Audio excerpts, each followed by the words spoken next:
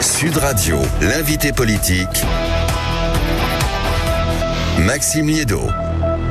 Il est 8h18 sur Sud Radio et mon invité ce matin est Jean-Didier Berger. Bonjour. Bonjour à tous. Merci, ministre délégué auprès du ministre de l'Intérieur. Merci beaucoup d'être avec nous ce matin parce que énormément de sujets à aborder, notamment quelques jours après seulement la victoire du PSG. Toujours des images hallucinantes qui continuent de circuler sur les chaînes d'information, sur les réseaux sociaux et des chiffres qui là aussi étonnent les Français. 127 interpellations, des blessés, plus d'une vingtaine je crois de forces de l'ordre blessés. 17 policiers, on l'a appris en plus cette semaine selon les derniers chiffres, qui sont agressés par jour dans notre pays. Comment peut-on, quand on est à votre poste, tolérer toujours de tels agissements ? Mais on ne le tolère absolument pas et je voudrais rendre hommage à tous les policiers qui sont mobilisés, en particulier sur ces événements difficiles. Et pour les soutenir de la façon la plus concrète possible, nous allons durcir les sanctions et augmenter les outils à leur disposition pour lutter contre ces violences. C'est ce qu'avec Laurent Nunez, le ministre de l'Intérieur, nous faisons très concrètement dans ce projet de loi riposte, en permettant de durcir les sanctions, les interdictions déjà de paraître aux abords des stades, dans et aux abords des stades, c'est-à-dire pas simplement les abords immédiats des stades, mais aussi les fan zones qui éventuellement peuvent être déportées un petit peu plus loin, avec des interdictions de paraître qui vont démarrer 24 heures avant, potentiellement, et aller jusqu'à 36 heures après, pour faire en sorte qu'il n'y ait pas de prétexte, que le secteur soit très très quadrillé, et puis également les violences, mais aussi les propos, notamment les propos homophobes qui font honte à ceux qui les prononcent et qui n'ont rien à voir avec des supporters. Et ce projet de loi riposte, on y reviendra, mais quand on voit et quand on écoute notamment votre ministre de tutelle qui est Laurent Nunez, justement le ministre de l'Intérieur, et qui dit quand même, heureusement que même si ces débordements deviennent habituels, on n'a pas eu le temps de pillage que ça, quand on a un ministre de l'Intérieur qui se réjouit qu'en réalité dans le pays il n'y ait pas tant de pillage que ça. Est-ce que ça ne dit pas quelque chose de notre niveau aujourd'hui qui s'est habitué quand même à on va dire un spectacle absolument ahurissant? Je pense que la fermeté de Laurent Nunez n'est pas à remettre en cause, ni celle de Laurent Nunez, ni celle du gouvernement, ni la mienne. Et vous verrez à travers les mesures que nous allons proposer dans ce projet de loi riposte et dans le projet de loi police municipale également, qui va apporter beaucoup de moyens nouveaux aux policiers municipaux, que la fermeté, elle est au rendez-vous pour les violences dans les stades, pour les mortiers d'artifice, pour les squats de Airbnb, pour également les stupéfiants, la consommation classique, où nous allons passer l'amende forfaitaire délictuelle de 200 à 500 euros, le protoxyde d'azote également. Voilà, tout ce qui pourrit la vie des Français, partout en France, vient trouver des solutions extrêmement concrètes et rapides. Donc vous garantissez notamment qu'il n'y ait pas de nouvelles violences pour la finale, ce sera le 30 mai, alors ça sera du côté de Budapest, mais on voit quand même qu'à chaque fois qu'il y a une victoire, on a un spectacle absolument désastreux. Est-ce que des mesures supplémentaires seront prises? Est-ce que vous pouvez nous dire ce matin, non, ce sera mieux cadré, on n'aura pas à nouveau ces scènes qu'on a pu observer il y a quelques jours? Non, mais l'objectif d'un ministre de l'Intérieur, l'objectif d'un ministre délégué auprès du ministre de l'Intérieur, l'objectif même d'un maire ne peut pas être d'avoir zéro violence. Il y a jamais zéro violence dans la société. On est justement là pour répondre à ces violences, mais des événements comme ça, est-ce que justement c'est pas votre rôle, mais d'être ministre de l'Intérieur, d'assurer qu'il n'y ait pas de débordement? Notre rôle, ça n'est pas ça. Notre rôle, c'est de faire en sorte que si jamais il en advient, malgré toute la prévention qu'on peut mettre autour, c'est d'avoir les effectifs nécessaires pour pouvoir les prévenir au maximum, les encadrer et y répondre si jamais, malheureusement, elles adviennent, et de faire en sorte que surtout, la sanction, elle soit au rendez-vous pour que ceux qui commettent ces infractions ne soient pas impunis, et d'autre part que l'immense majorité et des supporters qui, eux, sont non-violents, et des Français qui voient ça ou qui habitent autour, je pense aux riverains, je pense aux commerçants, se disent qu'on ne peut pas impunément commettre ce type d'acte. Et encore une fois, le durcissement des sanctions va vraiment opérer un choc de fermeté. Et ça, on y reviendra, mais pour reprendre l'exemple que vous venez de citer, à savoir les mortiers, alors je me suis renseigné notamment avec Juliette qui prépare les interviews politiques avec moi. On s'est amusé à remonter, il est tard dans la nuit, si vous voulez, le nombre de ministres de l'Intérieur, ça remonte même à Christophe Castaner, où on promettait déjà d'interdire les mortiers. Là, vous venez de dire que la nouvelle loi allait dans ce sens-là. Enfin, ça fait 10 ans en fait qu'on nous promet d'interdire les mortiers. Qu'est-ce qui fait que vous allez changer quelque chose? Écoutez, nous, ce qu'on propose, c'est un durcissement de la sanction jusqu'à 5 ans d'emprisonnement sur les sujets de mortiers d'artifice. Moi, j'ai été maire aussi pendant 10 ans. J'ai vu ce fléau grossir. C'est vrai qu'on fait face à des difficultés extrêmement concrètes. C'est que pour s'approvisionner, il y a de multiples façons de le faire. Et notamment mais en là, ligne. on vient durcir les peines pour ceux qui les utilisent, mais également les peines et les moyens de fermer les commerces qui, localement, participent au relais de ces nuisances, de ces délits. Vous savez bien aussi qu'on vous dit que si c'est Carrefour qui vend ça, vous n'allez pas fermer Carrefour. Non, mais je crois pas que ce soit Carrefour qui vende ce type de munitions. Je pense que si vous venez sur le terrain avec moi, vous verrez qu'on parle pas de Carrefour, d'Auchan ou de Leclerc. On parle de commerces locaux, de soi-disant commerces locaux que nous allons pouvoir, avec les préfets et les maires, faire fermer directement. Là, il ne s'agit pas de passer par une voie judiciaire qui prend des mois et des années. On fait fermer directement le commerce, jusqu'à 6 mois dans un premier temps, avec quelque chose de très simple, c'est que si vous avez le commerce fermé pendant 6 mois, il y a toutes les autorisations, notamment les autorisations de débit de boisson, qui tombent. Et la fermeture peut même aller jusqu'à 1 an. Donc là, on n'y va pas avec des pincettes, on règle le problème à la racine. Vous parlez justement aussi des petits commerçants, ça tombe bien, vous étiez en déplacement hier avec le ministre Serge Papin sur ce thème-là précisément de la sécurisation des petits commerces, avec qui sont notamment, on l'a vu, habitués et qui s'habituent malheureusement à des vols, à des agressions permanentes. Aujourd'hui, ça veut dire que même les petits commerces ne sont pas épargnés par la violence. Ça veut dire que, comme Gérald Darmanin l'avait dit, il n'y a plus de zone safe en France. Vous savez, la sécurité, ça a été le thème numéro 1 des élections municipales.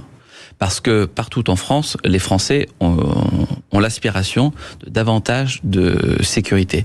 Et avec Serge Papin hier, au nom du gouvernement, au nom de Laurent Nunez, j'ai présenté avec Serge Papin un certain nombre de mesures qui sont dans le projet de loi Riposte, qui sont dans le projet de loi police municipale, et qui vont donner aux maires, aux préfets, aux forces de l'ordre, les outils qu'on nous réclamait. Ce sont des lois de remontée de terrain. Ce que les commerçants nous ont demandé, ce que les policiers nous ont demandé, on l'applique. Par exemple, la possibilité pour les policiers municipaux de mettre directement, sans avoir à appeler un policier national pour qu'il vienne mettre l'amende forfaitaire délictuelle, des amendes forfaitaires délictuelles, 300 € pour la vente à la sauvette, 300 € aussi pour la vente d'alcool à des mineurs. Donc vous voyez, on n'est pas sur des réformes cathédrales qui prétendent faire le grand soir de la sécurité.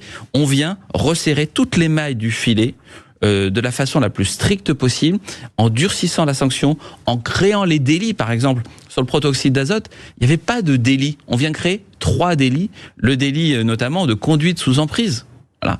Donc c'est des choses extrêmement concrètes. Et puis la vidéoprotection assistée pour permettre la reconnaissance des situations, ou encore des choses toutes simples, les caméras piétons pour les agents de sécurité privés. Vous avez des agents de sécurité privés auprès des commerçants, ils vont avoir la possibilité d'utiliser ces caméras piétons qui désamorcent un maximum de situations d'agressivité.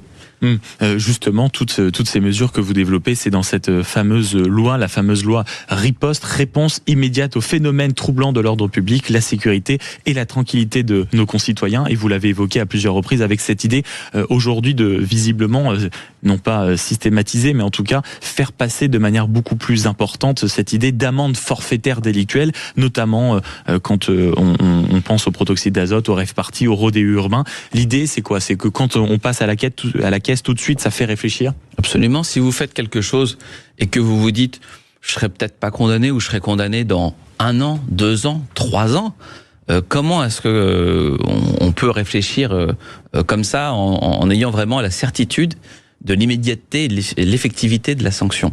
Là, on vient complètement inverser la logique. Et en appliquant cette amende forfaitaire délictuelle immédiatement, et puis en la renforçant aussi considérablement, par exemple sur l'amende forfaitaire délictuelle pour les stupéfiants, consommation de stupéfiants, on passe de 200 à 500 €. Donc c'est des sommes qui commencent à devenir quand même beaucoup plus significatives. Et avec application immédiate. Est-ce que le problème de ces amendes forfaitaires ne sont pas justement ce qu'on appelle le recouvrement, c'est-à-dire le fait qu'elles ne sont pas payées? J'ai écouté cette nuit notamment les auditions du ministre de l'Intérieur devant le Sénat, et quand on s'intéresse aux chiffres, il y a quand même un problème de recouvrement, puisqu'il n'y a que entre 20 et 30% dans l'ensemble des fameuses amendes forfaitaires qui sont recouvertes. Donc en fait, on donne d'extensions, mais elles ne sont pas payées. Et vous voyez bien que on est sur un chemin. En fait, c'est nouveau ce système d'amende forfaitaire délictuelle dans la conscience, dans la culture de tout le monde. Donc, il y a quand on dit qu'on veut punir immédiatement, mais que derrière, visiblement, il n'y a pas de paiement, c'est ennuyeux. Et bien sûr, mais vous voyez bien qu'on est work in progress, comme dirait l'autre. Donc, évidemment, c'est beaucoup progressé. C'est une culture. Ouais, bien sûr, mais Déjà, ce sont les premiers pas du système. Et donc maintenant, l'objectif, c'est de tendre vers les 100% et de faire en sorte que l'effectivité de la sanction, elle soit à tous les niveaux. Et là, tous les services de l'État sont mobilisés, parce que vous voyez bien que c'est pas simplement la police, mais ça va jusqu'au partenariat qu'on a avec Bercy pour que les amendes soient recouvrées. Mais c'est la conscience de tout le monde qui est en train de changer. Et quand on voit que, bien sûr, quand il y a une nouvelle sanction, il y a toujours des petits malins qui essayent de la contourner par différentes façons. Mais quand même, les mailles du filet, elles sont en train de se resserrer considérablement. Et ça donne des résultats sur le terrain. Vous voyez, par exemple, très concrètement, dans les transports, parce que c'est comme les trains qui arrivent à l'heure, on n'en parle pas toujours, mais dans les transports, la sécurité progresse. On a les meilleurs chiffres depuis 10 ans. Avec mon collègue Philippe Tabarot. Donc tout ça, c'est du concret. Jean-Didier Berger, vous qui êtes ministre délégué auprès du ministre de l'Intérieur, beaucoup de spécialistes notamment qui regardent cette loi disent en réalité, bon c'est super, mais en réalité c'est beaucoup plus profond comme problème, parce qu'il y a toute une chaîne judiciaire à réorganiser, on manque de moyens, il n'y a pas suffisamment de place en prison. Est-ce que finalement c'est pas un peu ce que traduit ce texte, c'est-à-dire qu'on absorbe les manques des moyens criants sur la justice et les forces de l'ordre via notamment ce système d'amende, mais on n'arrive pas vraiment à créer ce choc d'autorité que vous souhaitez? Alors c'est vrai qu'il y a des débats qui relèveront de la présidentielle en 2027. Les Français ont voté en 2024 et ont choisi une Assemblée nationale très très proportionnelle, ce qui fait que c'est difficile de trouver des majorités. Mais j'observe que nous y parvenons avec Laurent Nunez, avec Sébastien Lecornu, et que sur ces textes, nous espérons bien pouvoir faire passer toutes ces mesures qui sont des mesures importante. Pas d'inquiétude concernant par exemple une éventuelle censure du Conseil constitutionnel, comme on l'a déjà vu à de très nombreuses reprises sur des lois concernant la sécurité. Bien sûr, on a beaucoup travaillé sur les décisions précédentes du Conseil constitutionnel pour faire en sorte que le Conseil d'État, le Conseil constitutionnel ensuite, puissent avoir des textes qui soient très solides juridiquement. Vous savez, il faut aborder les choses avec beaucoup d'humilité, beaucoup de modestie. Donc pas d'inquiétude. Donc, nous, on est en inquiétude permanente pour faire en sorte que les textes soient les plus solides possibles. Et dans le débat parlementaire, dans la construction, parce qu'il y a beaucoup de mesures aussi qui sont issues des débats parlementaires qu'on a eus, de rapports des parlementaires. Donc on construit avec l'Assemblée et avec le Sénat ces textes pour qu'ils soient les plus solides possibles.